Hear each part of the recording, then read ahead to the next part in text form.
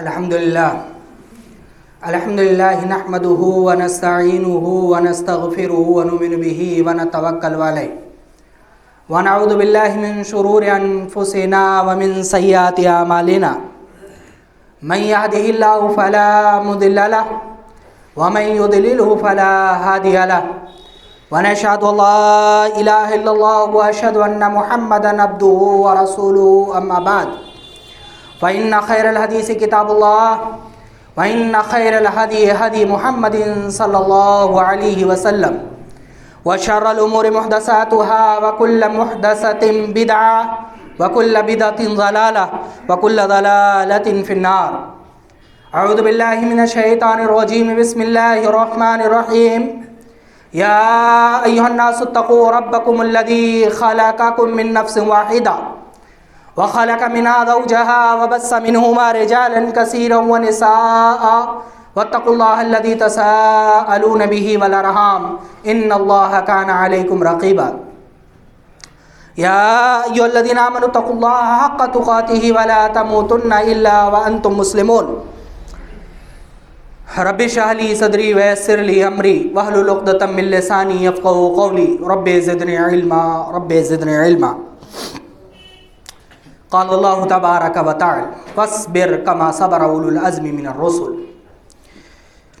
محترم حاضرین جمعہ، اللہ رب العالمین کی تعریف، توصیف، کبریائی، بڑائی، بزرگی، عظمت اور حمد و ثنا کے بعد بے شمار درود و سلام نازل ہوں انبیاء کرام کے سلسلے، بالخصوص نبی آخر الزمان محمد بن عبداللہ صلی اللہ علیہ وسلم پر. اللہ رب العالمین قیامت کے دن ہمیں آپ کی شفاعت نصیب فرمائے، آمین. حضرات، گزشتہ کئی جمعہ کے خطبوں سے میرا موضوع یہ چل رہا ہے، آپ کے سامنے یہ بات رکھنے کی کوشش کر رہا ہوں کہ مکہ کے اندر ظلم و ستم انتہائی بڑھ جانے کے بعد اللہ رب العالمین نے نبی کریم صلی اللہ علیہ وسلم کو وصیت کی تھی اولو العزم پیغمبروں کی طرح صبر کرنے کی. اولو العزم پیغمبر آپ کے علاوہ 4 اور ہیں، اور ایسے مشکل ترین حالات میں نبی کریم صلی اللہ علیہ وسلم نے رسول اکرم صلی اللہ علیہ وسلم کو ان کی طرح صبر کرنے کی تلقین کی ہے. ظاہر سی بات ہے کہ ان پیغمبروں کی زندگی میں ایسی کوئی خاص چیز ہے جو مشکل ترین حالات میں تمام امت کے لیے ایک نمونہ بن سکتا ہے. میں نے آپ لوگوں کے سامنے کئی ایک باتیں رکھنے کی کوشش کی. گزشتہ خطبہ جمعہ میں نے آپ کو بتلایا تھا کہ ان پیغمبروں کی زندگی کا ایک بڑا نمونہ مستقل مزاجی ہے. وہ کوئی بھی کام کرتے تھے تو انتہائی مستقل مزاجی کے ساتھ جم کر کے کرتے تھے. آج میں جو ذکر کرنا چاہتا ہوں وہ ہے ان کی زندگی کا انتہائی دوڑ بھاگ اور جد و جہد. ان پیغمبروں کی زندگی کا رسول اکرم صلی اللہ علیہ وسلم کو بھی ملا لیں تو 5 اولو العزم پیغمبروں کی زندگی کا ایک بڑا نمونہ ہے انتہائی محنت اور کوشش، جد و جہد، بھاگ دوڑ، کثرت، کوشش، خاموش نہ بیٹھنا، چپ نہ ہونا، تھکنا نہیں، ہارنا نہیں. ہم مسلمانوں کو ہر دور میں اور بالخصوص آج کے دور میں اس کی انتہائی ضرورت ہے، اور یہ میں آسانی کے لیے 3 حصوں میں تقسیم کرتا ہوں. پیغمبروں کی زندگی میں دوڑ بھاگ، محنت، کوشش انتہائی طور پر پائی جاتی ہے. اس کو میں 3 حصوں میں تقسیم کرتا ہوں اور تینوں پر مختصر طور پر کچھ باتیں آپ کے سامنے رکھنے کی کوشش کروں گا. پہلے آپ ان پیغمبروں کی زندگی میں یہ دیکھ لیجئے کہ دوڑ دھوپ بھاگ کتنا ہے، محنت اور کوشش کتنی ہے. حضرت نوح علیہ السلام کو دیکھیے، 950 برس تسلسل کے ساتھ اللہ رب العالمین کا پیغام پہنچایا. یہ دین کے معاملے میں پیڑ اگایا، لکڑی نکالا، اس سے تختے جوڑے، ایک لمبی مدت کے ساتھ تسلسل کے ساتھ یہ جان لیا کہ ہم مسلمانوں کی یا ہمارے لوگوں کی یا ہمارے افراد کی یا ہمارے ماتحت رہنے والے لوگوں کی نجات کے لیے بر وقت ضروری ہے کشتی بنانا. اگر ہم نے بر وقت کشتی نہیں بنائی، کشتی تیار نہیں کی، تو میں نہ خود بچ سکتا ہوں نہ اپنے متبعین کو بچا سکتا ہوں. اس کے لیے حضرت نوح علیہ السلام محنت کے ساتھ لگ گئے. ایک وہ آدمی جو سمندر کے کنارے نہیں رہتا، دریا کے کنارے نہیں رہتا، اس کے لیے آپ اندازہ لگائیے کشتی بنانے کا فن کتنا مشکل ہوگا. ایک اس فن کی مشکلات کے ساتھ ساتھ آس پاس کے لوگ ہر 2 منٹ میں آ کر کے پوچھتے تھے کیا بنا رہے ہو؟ کشتی بنا رہے ہیں. پاگل ہو گئے ہو؟ خشکی میں کشتی چلاؤ گے؟ صحرا میں کشتی چلاؤ گے؟ تمہاری عقل خبت ہو گئی ہے؟ تان و تشنیع کے تمام تر مراحل کے بعد حضرت نوح علیہ السلام ایک قدم پیچھے نہیں ہٹے اور مضبوطی کے ساتھ اپنا کام کرتے رہے. حضرت ابراہیم علیہ السلام سے آئیے. اللہ رب العالمین کا حکم آیا کہ اپنی آل و اولاد اور اپنے دین کو بچانے کے لیے تمہیں اپنا وطن چھوڑ دینا ہے. جغرافیہ نقشہ اٹھائیے، یا جو لوگ عرب جا چکے ہیں وہ لوگ جانتے ہیں کہاں ان کی جائے پیدائش ہے.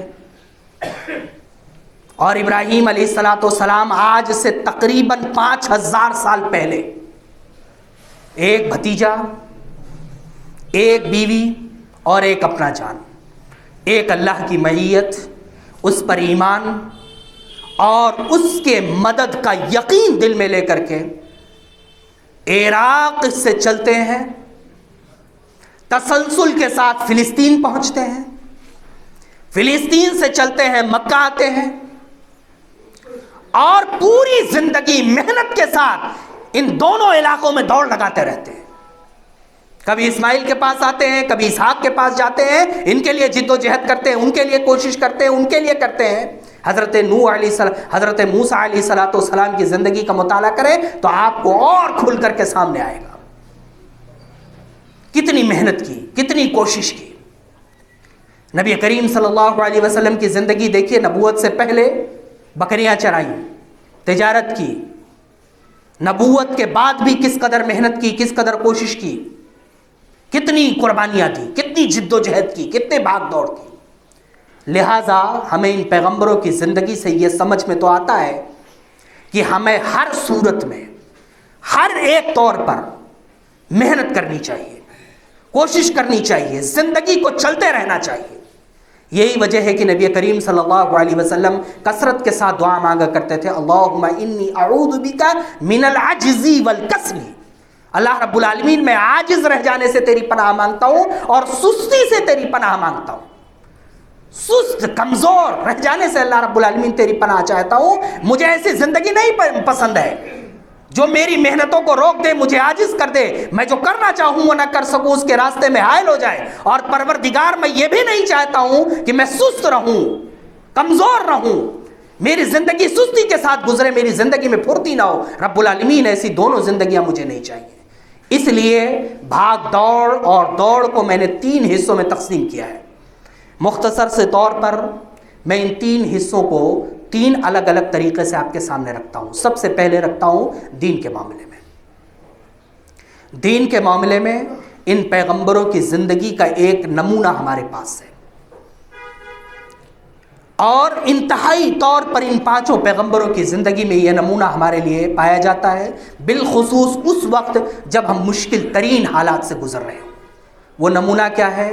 وہ نمونہ یہ ہے کہ انتہائی کوشش کرنا اللہ رب العالمین کے پیغام کو پہنچانے کی. جب حالات مشکل ترین رخ اختیار کر لے تو پھر ایسی صورت میں اللہ کا پیغام زیادہ سے زیادہ بندوں تک پہنچانے کی کوشش کرنی چاہیے. حضرت نوح علیہ السلام کی 950 سالہ زندگی، حضرت ابراہیم علیہ السلام کی زندگی، کوئی موقع نہیں چھوڑ رہے ہیں. عید کے دن، ان کے قوم کے عید کے دن جب لوگ نکل کر کے جاتے ہیں تو بت کو توڑ دیتے ہیں، وہاں بھی اللہ کا پیغام دیتے ہیں. بادشاہ کے دربار میں جاتے ہیں، وہ بلاتا ہے، بادشاہ کے دربار میں پہنچتے ہیں، پھنسے ہوئے ہیں، سزا دینے کے لیے بلا رہا ہے، نقصان پہنچانے کے لیے بلا رہا ہے۔ وہاں بھی پہنچ کر کے بادشاہ سے بھڑ جاتے ہیں کہ اللہ رب العالمین وہ ہے جو زندہ کرتا اور مردہ کرتا ہے۔ بادشاہ نے ایک کو مار دیا، ایک کو چھوڑ دیا، دوسرا آدمی ہوتا بھڑ جاتا، میری مراد یہ نہیں تھی، میں یہ نہیں کہنا چاہتا تھا۔ ابراہیم علیہ السلام نے بحث نہیں کی، ایسا دوسری دلیل لا کر کے کھڑا کر دیا کہ بادشاہ عاجز رہ گیا۔ تسلسل، تکرار، محنت، کوشش۔ ایک طرف وہ جان رہے ہیں کہ بادشاہ سے بحث کا انجام یہ ہے کہ مجھے انتہائی تکلیف اور پریشانی میں مبتلا کیا جائے گا، لیکن حضرت ابراہیم علیہ السلام ایک دلیل رد ہو جانے کے بعد دوسری دلیل پیش کرتے ہیں کہ میرا پروردگار وہ ہے جو سورج کو مشرق سے نکال کر مغرب میں ڈبوتا ہے، اگر تمہیں خدائی کا دعویٰ ہے تو سورج کو مغرب سے نکال کر کے مشرق میں ڈبو دو۔ یہ ابراہیم علیہ السلام کی زندگی کا نمونہ ہے۔ موسیٰ علیہ السلام کو دیکھیے، فرعون کے دربار میں بار بار جاتے ہیں، بار بار انہیں واپس ہونا پڑتا ہے، لیکن بار بار جاتے ہیں، بار بار اللہ رب العالمین کا پیغام پہنچاتے ہیں اور واپس نہیں آتے ہیں۔ نبی کریم صلی اللہ علیہ وسلم کی پوری زندگی کا نمونہ ہمارے پاس ہے۔ تو پہلی بھاگ دوڑ جو کرنی ہے اور تسلسل کے ساتھ کرنی ہے، بغیر تھکے کرنی ہے، بغیر عاجزی کے ساتھ کرنی ہے، بغیر کسل مندی کے ساتھ کرنی ہے، وہ اللہ رب العالمین کا پیغام پہنچانا ہے۔ اور دوسرا ہے مالیات۔ ہمارے خطبوں میں، ہمارے ممبروں سے اس کی بات بہت کم ہوتی ہے۔ بدقسمتی سے تنگ دستی کو، غریبی کو تقویٰ کا معیار سمجھ لیا گیا ہے۔ ایسا نہیں ہے۔ میں اس سے پہلے کئی خطبوں میں یہ بات وضاحت کے ساتھ کہہ چکا ہوں۔ نبی کریم صلی اللہ علیہ وسلم نے فرمایا المؤمن القوی خیر من المؤمن الضعیف۔ اللہ رب العالمین کے نزدیک طاقتور مومن پسندیدہ ہے کمزور سے۔ اللہ رب العالمین کمزور کو نہیں پسند کرتا ہے۔ انبیاء کی زندگی سے یہ بھی پتہ چلتا ہے ان کے کہ مالیات کی فراہمی کے لیے انتہائی محنت اور کوشش ان کی سنت ہے اور ضرورت ہے۔ یہ بالخصوص حالات جب انتہائی خراب ہو جائے، جب امت پریشانی، مصیبت، مشکلات کا شکار ہو جائے، تب ایسی صورت میں مالیات کی فراہمی اور بڑی ضرورت پڑ جاتی ہے۔ کسی بھی امت کی فلاح اور بہبودی ظاہری دنیا میں صرف تقویٰ اور للہیت کی بنیاد پر نہیں ہو سکتا ہے۔ اس کے لیے وسائل چاہیے، مالیات چاہیے، اور اس کے لیے اور بھی جو چیزیں ہو سکتی ہیں وہ چاہیے۔ اس کے لیے ہمیں ان انبیاء کی زندگی کو غور سے دیکھنا چاہیے۔ حضرت نوح علیہ السلام، ظاہر سی بات ہے وسائل کے لیے کتنی محنت کی انہوں نے۔ اس وقت کے وسائل کیا تھے؟ لکڑی کے تختے، اس کو جوڑنے کا سامان، اس کے معاملات، اس کے مسائل، وہ سب اکٹھا کیا نہیں کیا۔ ظاہر سی بات ہے قرآن و حدیث میں تفصیل نہیں ملتی ہے، لیکن اتنی بڑی کشتی جس کا تصور قرآن ہمیں دے رہا ہے، جس کشتی کا تصور ہمیں حدیثوں میں ملتا ہے، جس میں نہ صرف انسانوں کو بلکہ اور بھی مخلوقات کو سوار کیا گیا تھا، وہ کشتی بغیر مالیات کی فراہمی کے ممکن نہیں تھی۔ اور اللہ رب العالمین کی سنت ہے کہ بغیر کسی ذریعے سے وہ فراہم بغیر معجزے کے نہیں کرتا ہے۔ حضرت نوح علیہ السلام نے انتہائی محنت اور کوشش کی ہوگی، پہلے مالیات کی فراہمی کی، پھر اس کے بعد انہوں نے یہ محنت کی ہوگی۔ ابراہیم علیہ السلام کی زندگی دیکھیے، ایک بیوی یہاں ہے، ایک بیوی وہاں ہے، دونوں کے لیے مال کی فراہمی وہی کرتے ہیں۔ بکریاں پال رکھی ہیں، خلیل اللہ بکریاں چراتا ہے۔ وہ خلیل اللہ جس نے انسانیت کو سر اٹھا کر کے کھڑے ہونے کا وہ معراج دیا ہے، نہ جنوں سے ہو سکا نہ فرشتوں سے۔ اپنے بڑھاپے کے آخری سہارے کے گلے پر چھری رکھ دی۔ وہ خلیل اللہ جس نے خود اللہ کو خلیل نہیں کہا ہے، جسے اللہ نے خود خلیل کہا ہے، وہ بکریاں چراتا ہے۔ یہ مالیات کی فراہمی ہے۔ نبی کریم صلی اللہ علیہ وسلم جنہیں خاتم النبیین بننا ہے، سید المرسلین بننا ہے، وہ مکہ کے لوگوں کی بکریاں چراتے ہیں۔ تجارت کرنے کے لیے مال ادھار لے کر کے یا جو ہے اس میں ساجھیداری ہو کر کے علاقے علاقے جاتے ہیں، شام جاتے ہیں، نبوت ہونے کے بعد محنت کرتے ہیں، ابو بکر صدیق محنت کرتے ہیں، یہاں تک کہ خلیفہ ہونے کے بعد اپنا جھولا اٹھا کر بازار کی طرف جا رہے ہیں۔ حضرت عمر ملے، کہاں جا رہے ہیں؟ کہا میں تجارت نہیں کروں گا تو میرے بیوی بچے مر جائیں گے، انہیں کیا کھلا سکتا ہوں میں؟ کہا اگر آپ تجارت کریں گے تو پھر خلافت کون چلائے گا؟ آپ واپس چلیے، ہم لوگ آپ کا بیت المال سے معاوضہ طے کریں گے۔ تو لہٰذا امت کی ایک ضرورت یہ بھی ہے کہ مالیات کی فراہمی کے لیے جو لوگ بھی کر سکتے ہیں ان کے اوپر واجب ہے۔ شریعت کیا چاہتی ہے کہ جو کمانے والے لوگ ہوں وہ ہر صورت میں کمائیں، خاموش نہ بیٹھے۔ اگر کمانے کی طاقت اور قوت رکھتے ہیں، محنت کرنے کی قوت اور طاقت رکھتے ہیں اور نہیں کرتے ہیں تو ایسے لوگ مجرم ہیں، انہیں شریعت سزا دے گی، وہ شریعت کے مجرم ہیں۔ اب سوال یہ پیدا ہوتا ہے کہ مالیات کمانا اتنا ضروری ہے تو زندگی کو کیسے مینج کریں، دین کو بھی اور دنیا کو بھی؟ اس کا سیدھا سا جواب یہ ہے کہ ہمیں جو بنو آدم کو اعجاز دیا گیا ہے فرشتوں پر اور جنوں پر، ہمارے لیے سجدہ کروایا گیا ہے دونوں سے، وہ اسی لیے کروایا گیا ہے کہ ہم ایک ایسی مخلوق ہے جسے اللہ رب العالمین نے یہ صلاحیت دی ہے کہ ہم دونوں زندگیوں کو ایک ساتھ ملا کر کے چلنے کا حوصلہ اور سلیقہ رکھتے ہیں۔ لیکن ان تمام پیغمبروں کی زندگی سے ایک بات اور ثابت ہوتی ہے کہ مال کے تئیں کوشش اور محنت کرنا ضروری ہے اور اس کے حق ادا کرنا بھی ضروری ہے۔ اللہ رب العالمین مال اسی صورت میں دے گا جب انتہائی کوشش کرنے والا شخص میدان میں کھڑا ہوگا، عزم لے کر کے، ہمت لے کر کے کھڑا ہوگا۔ میں نے اس سے پہلے عبد الرحمن بن عوف رضی اللہ تعالیٰ عنہ کی مثال دی تھی۔ مدینہ میں جب آئے تھے تو جو کپڑا پہن رکھا تھا اس کے علاوہ کچھ نہیں تھا ان کے پاس، لیکن انہوں نے اپنی زندگی کو لوگوں کے دیے ہوئے مال پر گزارنے کے بجائے محنت کی شروعات کی، بازار کا راستہ پکڑ لیا، کوشش کی، محنت کی۔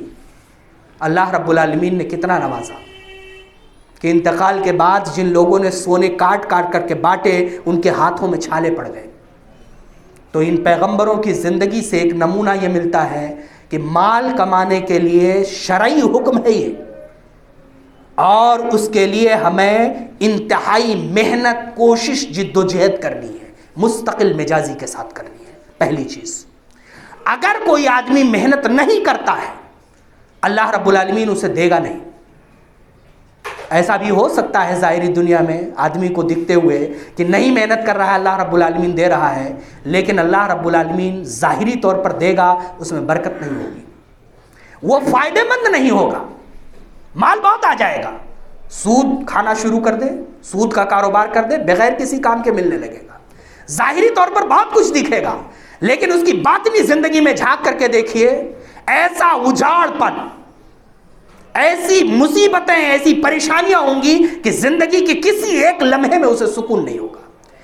تو مال پانے کے لیے اور مال کو صحیح استعمال کرنے کے لیے اور مال کو زندگی کے لیے اور دین کے لیے، دنیا کے لیے اور آخرت کے لیے نفع بخش بنانے کے لیے ضروری ہے انتہائی جد و جہد، کوشش اور محنت۔ ایک سبب یہ ہے اور ایک یہ ہے کہ اس کا حق ہر صورت میں ادا کیا جائے۔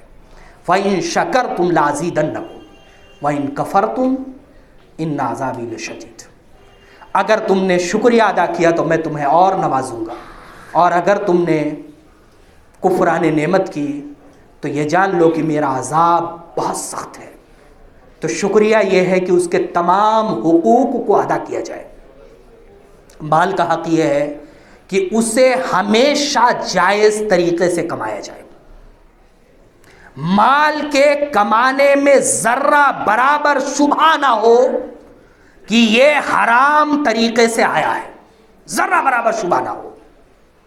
یہاں تک کہ حضرت غالباً عمر رضی اللہ تعالیٰ عنہ یا ابو بکر رضی اللہ تعالیٰ عنہ کو پتہ چلا کہ میرا غلام کہانت سے مال لے کر کے آیا تھا، گلے میں انگلی ڈال کر کے قے کر دی تھی اور کہا تھا کہ اگر مجھے پتہ چل جائے کہ آخری قطرے کے ساتھ میری روح نکل جائے گی تو میں روح نکل جانے کو ترجیح دوں گا اس پر کہ میرے جسم میں حرام مال کا ایک قطرہ رہ جائے۔ تو دوسری وجہ ہے کہ مال کو کمانے کے لیے تمام ذرائع صاف شفاف ہونے چاہیے، اور اس کے تمام حقوق ادا کرنے چاہیے۔ وقت ختم ہو رہا ہے بلکہ زیادہ ہو رہا ہے۔ اللہ رب العالمین سے دعا کرتا ہوں کہ بار الہ ہمیں کہنے سننے سے زیادہ عمل کرنے کی توفیق دے، آمین۔ وآخر دعوانا الحمدللہ رب العالمین۔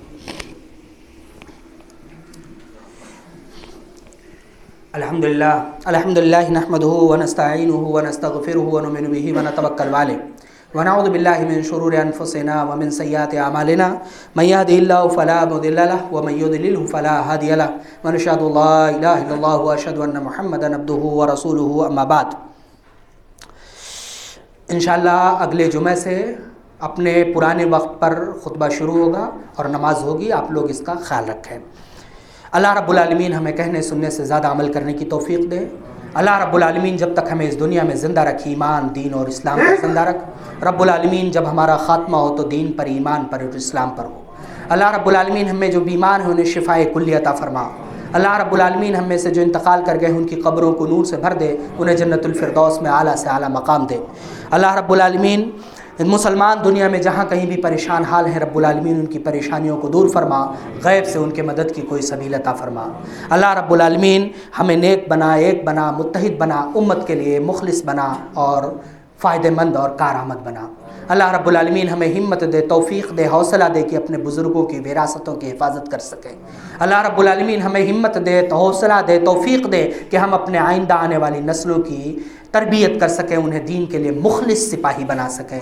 اللہ رب العالمین جب تک اس دنیا میں رکھ، دین، ایمان اور اسلام پر زندہ رکھ۔ رب العالمین جب خاتمہ ہو تو دین پر ہو، اسلام پر ہو، تیری رضا پر ہو۔ وآخر دعوانا الحمدللہ رب العالمین۔ اللہم صلی علی محمد وعلی آل محمد کما صلیت علی ابراہیم وعلی آل ابراہیم انک حمید مجید۔ اللہم بارک علی محمد وعلی آل محمد کما بارکت علی ابراہیم وعلی آل ابراہیم انک حمید مجید۔ ان اللہ یامرکم بالعدل والإحسان وإيتاء ذي القربى وينهى عن الفحشاء والمنكر والبغي يعظكم لعلكم تذكرون اذكروا الله يذكركم واستجب لكم ولذكر الله تعالى وأولى وأجل وأتم وأكبر۔